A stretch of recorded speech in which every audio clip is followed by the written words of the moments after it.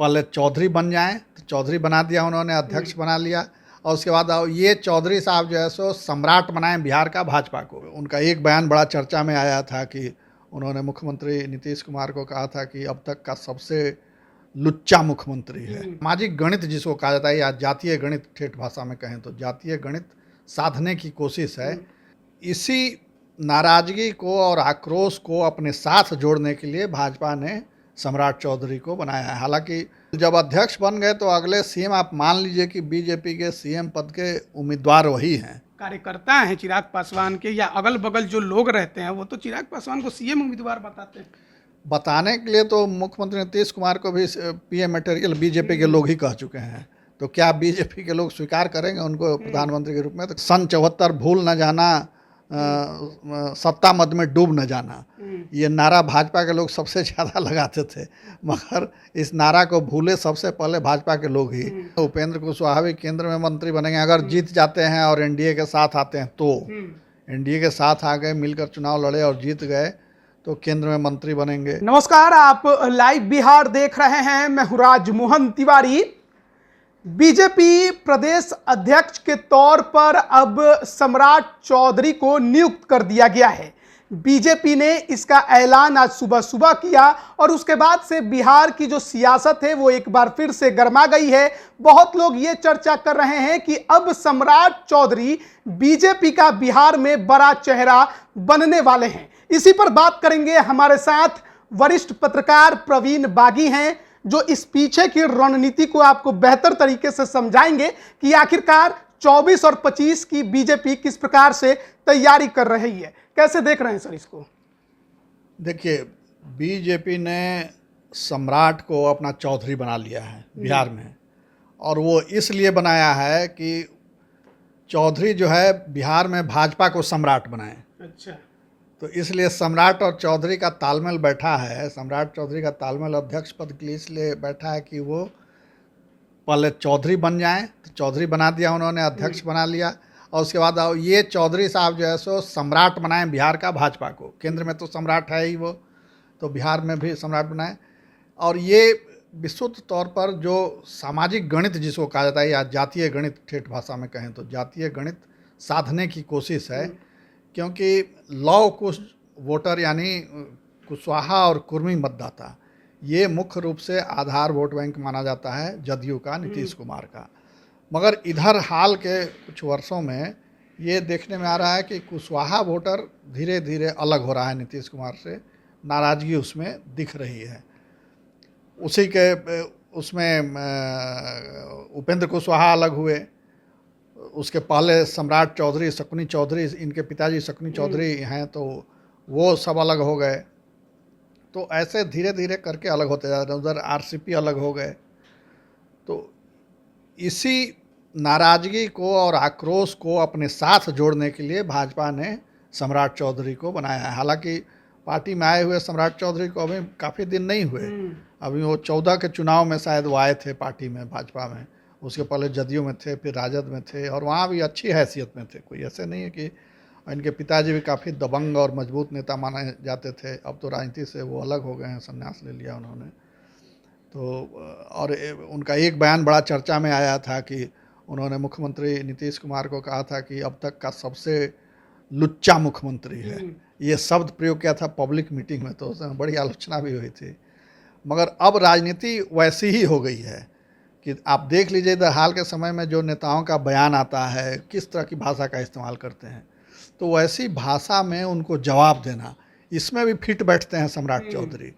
और इधर लगातार बढ़ बढ़ कर बयान दे रहे थे, नेताओं को उसी की शैली में बयान दे रहे थे, और ठेठ देहाती और ठेठ जो है समाजवादी स्टाइल में बयान दे रहे हैं। संजय जायसवाल का जो व्यक्तित्व रहा है, काफ़ी शालीन नेता के तौर पर जाने जाते थे, अब उनकी जगह पर सम्राट चौधरी आए हैं। ये काफ़ी ज़्यादा एग्रेसिव नेता के तौर पर जाने जाते हैं। बिहार में एक और चर्चा बीजेपी कार्यकर्ता लगातार करते रहे कि जिस प्रकार यूपी में योगी हैं, वैसा ही कोई चेहरा बिहार में बीजेपी को बनाना चाहिए। सम्राट चौधरी, आपने कहा, उसमें एकदम फिट बैठ रहे हैं। तो माना जाए कि अब सीएम की रेस में भी आगे बढ़ गए हैं। बिल्कुल, जब अध्यक्ष बन गए तो अगले सीएम आप मान लीजिए कि बीजेपी के सीएम पद के उम्मीदवार वही हैं। भले पार्टी न घोषित करे और पार्टी घोषित करती भी नहीं है सब जगह, कुछ जगह करती है, कुछ जगह नहीं करती है, अपनी सुविधा के हिसाब से रणनीति तय करती है। तो घोषित करे या न करे, वो सीएम के चेहरा हैं, फेस हैं। अब तक जो विपक्ष पूछ रहा था, आपने ठीक सवाल पूछा है, तो उसका जवाब मिल जाना चाहिए उसको कि वो सम्राट चौधरी अब भाजपा की ओर से, एनडीए की ओर से चेहरा है। लेकिन अब इसमें और भी दाव पेच चलेंगे। उपेंद्र कुशवाहा जेडीयू से अलग हुए हैं, भावी मुख्यमंत्री वो भी हैं। दूसरी तरफ चिराग पासवान है, भावी मुख्यमंत्री वो भी हैं। बीजेपी बिहार में अकेली है, बिना इन लोग के संगत का उसका कुछ होना जाना नहीं है। तो आगे चलकर कैसे इन लोगों को सबको साथ मिलाकर वो आगे बढ़ पाएगी? ये दोनों केंद्र में जाएंगे, उपेंद्र कुशवाहा भी केंद्र में मंत्री बनेंगे अगर जीत जाते हैं और एनडीए के साथ आते हैं तो। एनडीए के साथ आ गए, मिलकर चुनाव लड़े और जीत गए तो केंद्र में मंत्री बनेंगे। और अगर वो भी आ जाते हैं साथ में, चिराग पासवान भी साथ आ जाते हैं और मिलकर चुनाव लड़ते हैं तो वो भी केंद्र में मंत्री बनेंगे। बिहार में चिराग पासवान की रुचि नहीं है। अच्छा। क्योंकि उनके पिता भी थे केंद्र में मंत्री, जिंदगी भर पूरी उन्होंने केंद्र की राजनीति की। और हालांकि मन में कहीं इच्छा रही होगी जरूर, मगर उन्होंने बिहार के लिए समय बहुत नहीं दिया। उनके जो कार्यकर्ता हैं चिराग पासवान के या अगल बगल जो लोग रहते हैं, वो तो चिराग पासवान को सीएम उम्मीदवार बताते हैं। बताने के लिए तो मुख्यमंत्री नीतीश कुमार को भी पीएम मटेरियल बीजेपी के लोग ही कह चुके हैं। तो क्या बीजेपी के लोग स्वीकार करेंगे उनको प्रधानमंत्री के रूप में? तो कहने को, देखिए, बार बार मैं ये एक बात कहता हूँ कि नेताओं की कथनी और करनी बिल्कुल अलग अलग होती है, उसमें कोई मैच नहीं होता है। जो बोलते हैं वो करते नहीं, और जो करेंगे वो बोलेंगे नहीं। तो ये ऐसे ही एक उत्साह बढ़ाने के लिए, लोगों में जोश दिलाने के लिए और नए समर्थक अपने साथ जोड़ने के लिए, जातीय आधार पर गोलबंदी करने के लिए इस तरह का नारा दिया जाता है। ये एक रणनीति है कि ताकि उनका जन समर्थन बढ़े, हमारी पार्टी का जन समर्थन बढ़े, नेता का समर्थन बढ़े, इसलिए इस तरह के स्लोगन दिए जाते हैं। सम्राट चौधरी को लेकर बीजेपी कार्यकर्ता क्या इस बात को मान पाएंगे कि अब यही सीएम चेहरा हो? क्योंकि सम्राट चौधरी आरजेडी में भी रहे, जेडीयू में भी रहे, ज़्यादा दिन हुआ नहीं उनको बीजेपी में आए हुए, और सीएम का जब फेस बन जाएंगे तो क्या बीजेपी गुटबाजी नहीं झेलेगी? बीजेपी में तो गुटबाजी है ही, और इसी गुटबाजी ने बीजेपी को बिहार में चौपट कर रखा है। और ये बीजेपी के लिए जो मानी जाती है कि कैडर बेस्ड पार्टी है, संगठन की पार्टी है और बड़े नियम उसूलों से चलती है, तो उसके लिए ये एक तरह से कहा जाए कि वो उसकी विफलता ही है कि बाहर से आए नेता को, कुछ साल पहले आए नेता को अपना प्रदेश अध्यक्ष बनाना पड़ा, अपने प्रदेश की कमान सौंपनी पड़ी। यानी आपके कैडरों में कोई वैसा योग्य, सक्षम और सामर्थ्यवान नेता नहीं था। आपने किसी वैसे नेता को प्रमोट नहीं किया, कोई वैसा नेता आपने गढ़ा नहीं जो प्रदेश की कमान संभाल सके, पार्टी को आगे बढ़ा सके। तो ये उसकी मूल विचारधारा की बात है। मगर एक दूसरा तर्क भी है। दूसरा तर्क ये है कि जब तक बीजेपी अपने कैडरों तक सिमटी रही, तब तक वो विपक्ष के नेता पद से आगे नहीं बढ़ सकी, मुख्यमंत्री नहीं बन सका, दिल्ली में उसकी सरकार नहीं बन सकी। तो मगर जब से उसने दरवाज़ा खोला और उदारता दिखाई बाहर से आने वाले नेताओं के लिए, तब से देखिए पार्टी का कितना ग्रोथ हुआ। दिल्ली में सरकार बन गई, दोबारा सरकार बन गई, आधे से अधिक स्टेट में उसका बोलबाला है, वहाँ उसकी सरकार है। तो ये तभी हुआ जब उसने बाहर के नेताओं के लिए भी दरवाज़ा खोला। तो उसी के तहत ये इनको बनाया गया है। और अब अभी जो स्थिति महागठबंधन की लग रही है, उसमें बीजेपी की स्थिति ज़रूर अच्छी हो जाएगी अगर पार्टी के नियंत्रण में रह करके काम करते हैं। जो रणनीति पार्टी बनाती है उसको फॉलो करते हैं सम्राट चौधरी। तो बहुत नेताओं के नाम और उछलेंगे। एक तरफ नित्यानंद राय, वो भी सीएम उम्मीदवार बताए जा रहे थे। सुशील मोदी की बहुत पुरानी इच्छा है सीएम बनने की। विजय सिन्हा विधानसभा में अध्यक्ष रहे, अभी नेता प्रतिपक्ष भी हैं। तो हर कोई तो सीएम बनना ही चाहता है बिहार में बीजेपी से, लेकिन बनेगा कौन, यही सबसे बड़ा बात है। और किसके पीछे जनाधार है? जनाधार तो बहुत सारे नेता हैं जनाधार वाले, मगर पार्टी ने अपनी पसंद बता दी है। ये एक इशारा है, इसको समझना पड़ेगा। अब अचानक कम समय में कोई मिरेकल हो जाए, कोई चमत्कार हो जाए तो वो अलग बात है, मगर पार्टी ने अपनी पसंद बता दी है।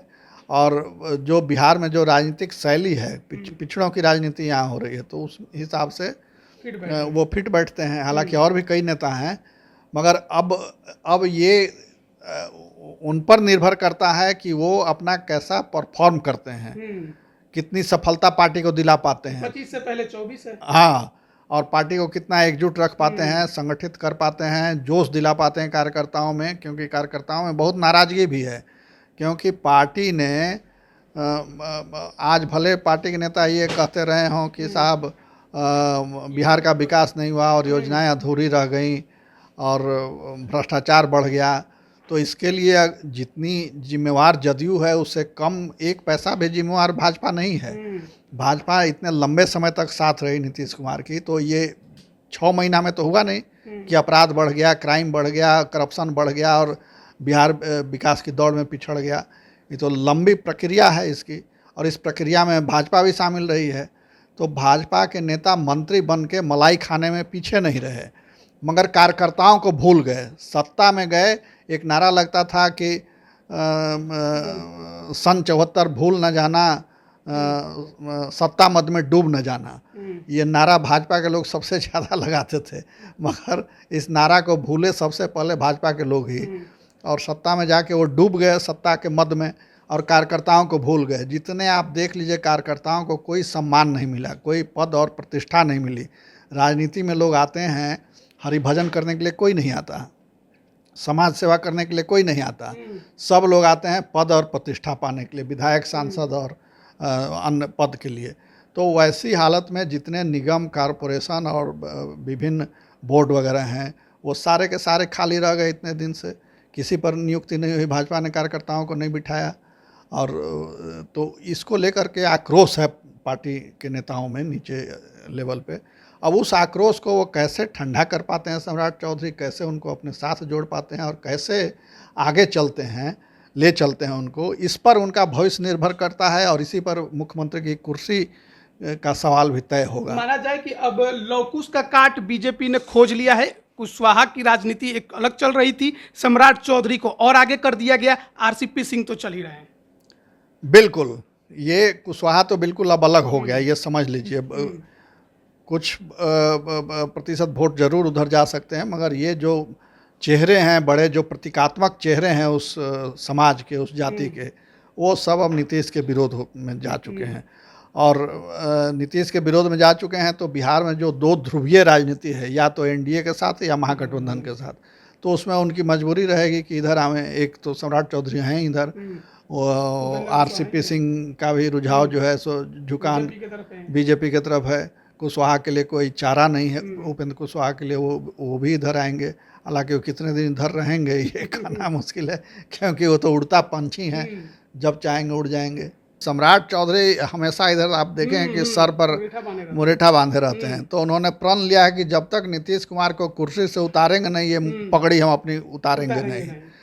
तो पार्टी ने भी उनके इस प्रण को पूरा करने में अपनी ताकत लगा दी है, और इसीलिए उनको अध्यक्ष की कुर्सी दी है कि आप अपना प्रण पूरा कीजिए। अब देखिए सम्राट चौधरी किस प्रकार से और किस तरीके से इस चुनौती को अपनाते हुए अपने प्रण को पूरा करते हैं। बने रहिए लाइव बिहार के साथ, आप सभी का बहुत बहुत धन्यवाद। लाइव बिहार यूट्यूब पर सब्सक्राइब और फेसबुक पर लाइक जरूर करें।